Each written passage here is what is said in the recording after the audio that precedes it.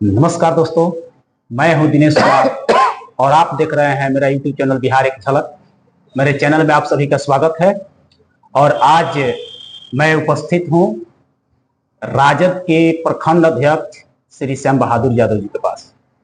और लोकसभा चुनाव का बिगुल बज चुका है और सीट की बंटवारा भी हो गई है, लेकिन कुछ सीटों पर जो है अभी तक प्रत्याशी नहीं उतारे गए हैं, प्रत्याशी की नामों की घोषणा नहीं हुई है। इसको लेकर के हम इनसे कुछ बात करेंगे। तो श्याम बहादुर प्रसाद यादव जी, सबसे पहले आपको बिहार एक झलक यूट्यूब चैनल में आपका स्वागत है। भैया आपके चैनल को भी स्वागत है। तो हम कहना चाहेंगे कि बिहार में लोकसभा चुनाव का बिगुल बज चुका है और बहुत जगह जो है प्रत्याशियों के नाम की घोषणा हो गई है, लेकिन गोपालगंज में अभी तक प्रत्याशी के नाम का घोषणा नहीं हुआ है। इसके बारे में क्या कहेंगे? देखिए, परम आदरणीय राष्ट्रीय अध्यक्ष लालू प्रसाद यादव बंटवारा के बारे में, बंटवारा जो करना है, टिकट जो देना है, यह आदरणीय लालू प्रसाद जी का काम है और वे अपने अपने प्रत्याशी चुनकर जिताऊ प्रत्याशी को टिकट दे रहे हैं। गोपालगंज की जहां तक सवाल है, तो गोपालगंज का टिकट अभी फाइनल नहीं हुआ है। जिस व्यक्ति को वो टिकट देंगे, हम लोग वर्कर लगकर और उस प्रत्याशी को जिताने का काम करेंगे।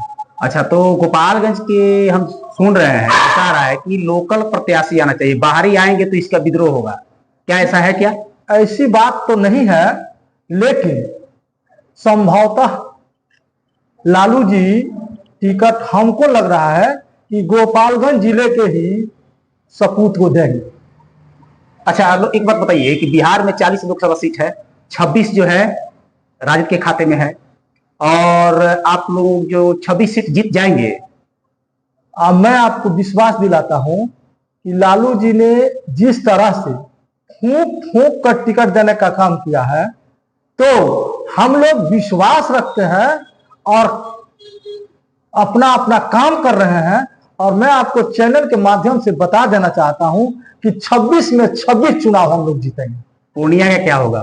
पूर्णिया में तो आदरणीय लालू प्रसाद यादव जी ने टिकट जो है सिंबल वितरित कर दिए हैं और वहां पर भी जो है वह निश्चित रूप से चुनाव जीतेंगे। कैसे जीतेंगे? पप्पू यादव क्या करेंगे? पप्पू जी की जहां तक सवाल है, पप्पू जी कांग्रेस में विलय किए हुए हैं और जी पप्पू जी भी काम करेंगे कि जिस प्रत्याशी को, कांग्रेस को, आरजेडी को, यानी इंडिया गठबंधन को वो जिताने का काम करेंगे। यदि पप्पू यादव प्रचार करते हैं, राजद के कार्यकर्ता जो भी टिकट लेकर जाएगा, तब तो बात बन सकती है। अन्यथा यदि पप्पू यादव नहीं जाएंगे तो आप वो सीट नहीं जीतेंगे, ये हकीकत है। इस बात को मानिए। हमारी भी बात सुन लीजिए।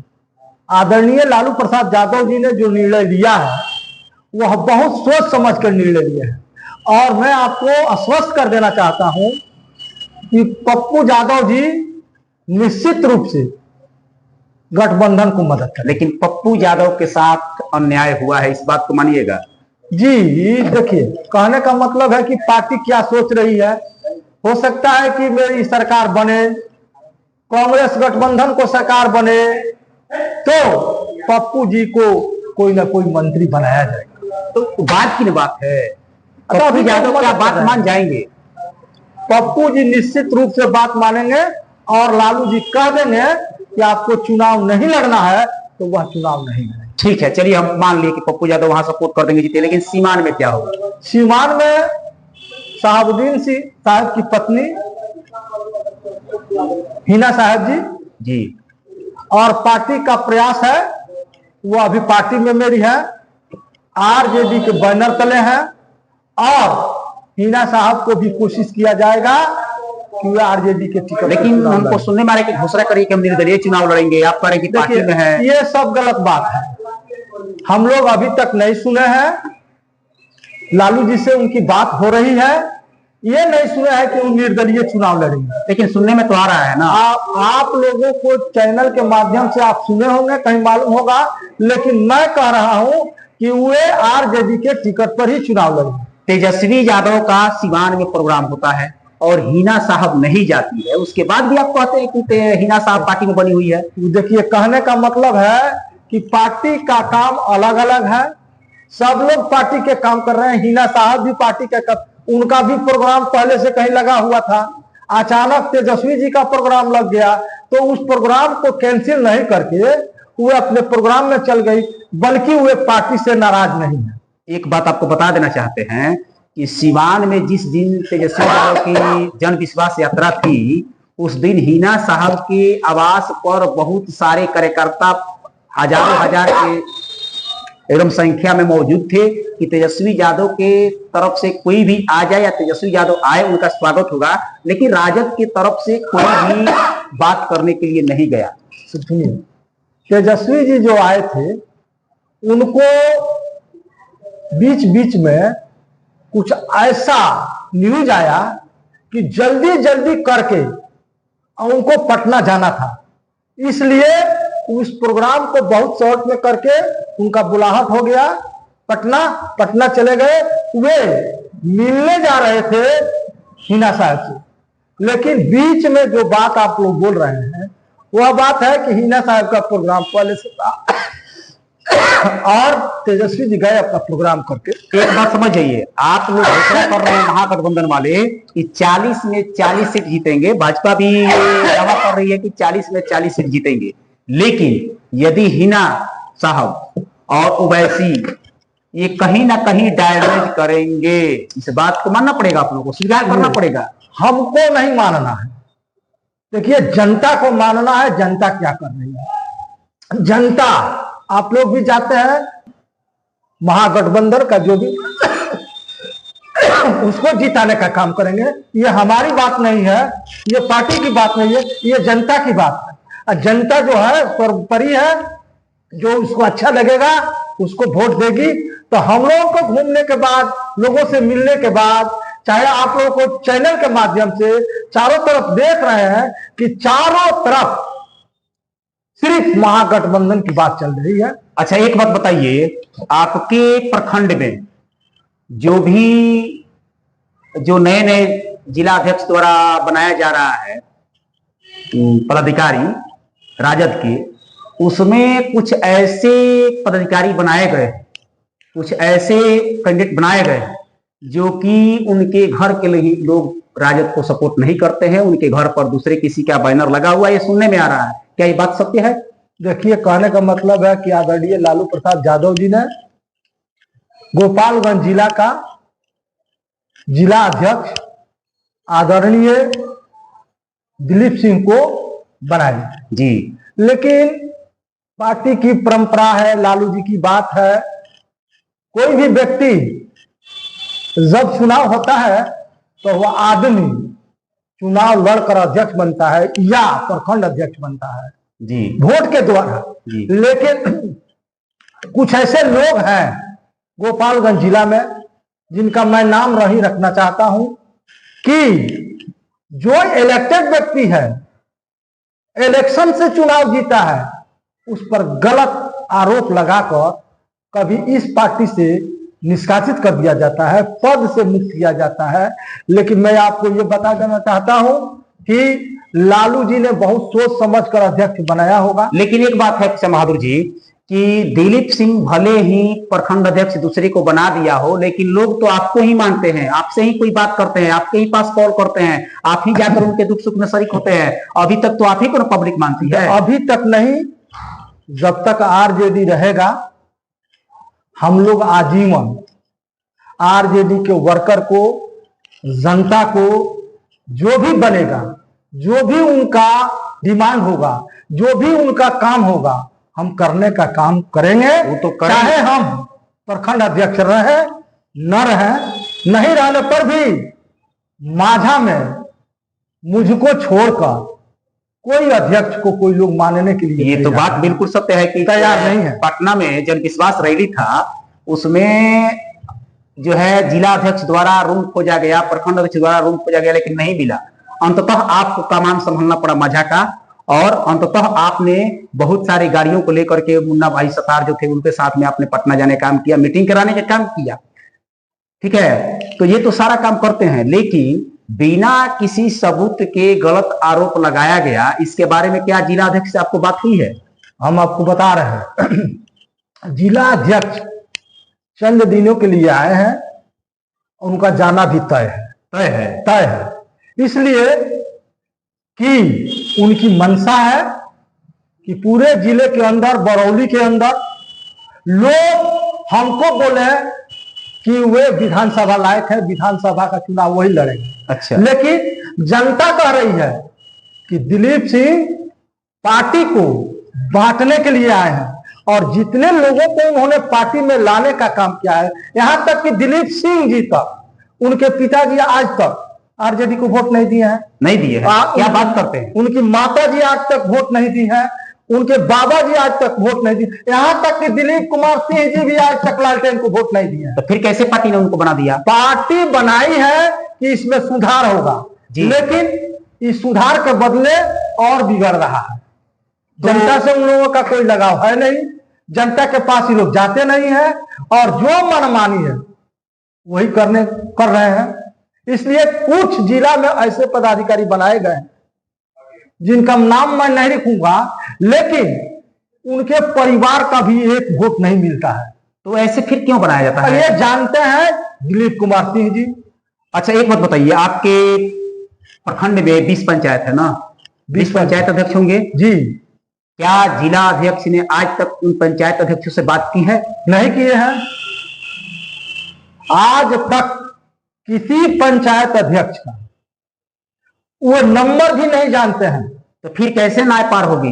हम लोग पार करा रहे हैं, और आने वाला दिन जो है उस पर इस चर्चा होगी। अभी तो मान लीजिए कि इलेक्शन है, लोकसभा का चुनाव है, इस पर टिप्पा टिप्पणी नहीं करना है, लेकिन लोकसभा के बाद इस पर वार्ता होगी। हम लोग आदरणीय लालू प्रसाद यादव जी से मिलेंगे। अच्छा। और गोपालगंज जिला की जितनी परिस्थितियां हैं, इस सारी बात हम लोग बताने का काम करेंगे। तो एक बात बताइए, तो शहाबुद्दीन की पत्नी हिना साहब जो है, हमारे नजर से या लोग कह रहे हैं कि अलग चुनाव लड़ेगी, और ओवैसी साहब भी चुनाव लड़बे करेंगे, प्रत्याशी भी उतारेंगे, और आप लोग 40 में 40 सीट जीतने का दावा कर रहे हैं। भाजपा भी 40 में 40 सीट जीतने की दावा कर रही है। भाजपा जो है नारा लगा रही है कि 400 पार। लेकिन क्या ये वास्तविक दोनों पार्टी के लिए सही होगा? क्या महागठबंधन 40 में 40 सीट जीत पाएगी, या भाजपा 40 में 40 सीट जीत पाएगी? ये तो समय बताएगा। ये थे श्याम बहादुर प्रसाद यादव, और काफी पुराने कार्यकर्ता हैं, राजद के काफी पुराने कार्यकर्ता हैं, और ये अपना विचार रखे हैं। और चुनाव के बाद क्या होगा क्या नहीं होगा ये तो समय बताएगा। और ये काफी खून पसीना एक कर देते हैं चुनाव में, काफी मेहनत करते हैं, पूरे कार्यकर्ता को जोर शोर से हर जगह मदद करते हैं। जब भी कोई कार्यकर्ता रात में फोन करता है आरजेडी का, तो फोन उठाते हैं और उनका मदद करने का काम करते हैं। और जिला अध्यक्ष जी जो है, आज तक 20 पंचायत का जो पंचायत अध्यक्ष हैं, उन पंचायत अध्यक्ष के नाम भी नहीं जानते हैं, ऐसा इनका कहना है। क्या पंचायत अध्यक्ष के नाम को जानते हैं कि नहीं? पंचायत अध्यक्ष को नाम को जिला अध्यक्ष नहीं जानते हैं। यहां तक मैं आपको बता देता हूं कि आदरणीय लालू प्रसाद यादव जी जब आदेश उन्होंने दिया कि हर पंचायत में जाना है जी, जाकर अंबेडकर परिचर्चा करना है, अंबेडकर जी के बारे में बताना है, उस समय भी जिला अध्यक्ष पूरे जिले के अंदर एक दिन किसी परिचर्चा में नहीं गए। उनके पदाधिकारी जो बनाए गए थे वे किसी परिचर्चा में नहीं गए। और जब हमने कंप्लेन किया कि ऐसा क्यों हुआ, तो वो लोग बोले, दिलीप सिंह बोले कि इसलिए नहीं जाते हैं कि वो जो है छोटे लोगों की अच्छा बात है, आप लोग जाइए, हमारे सामने लोग बोलेंगे कि जो है सो भीम राव अम्बेडकर जी हैं, इसलिए वो लोग कहीं परिचर्चा में पूरे जिला में 25 पंचायत में।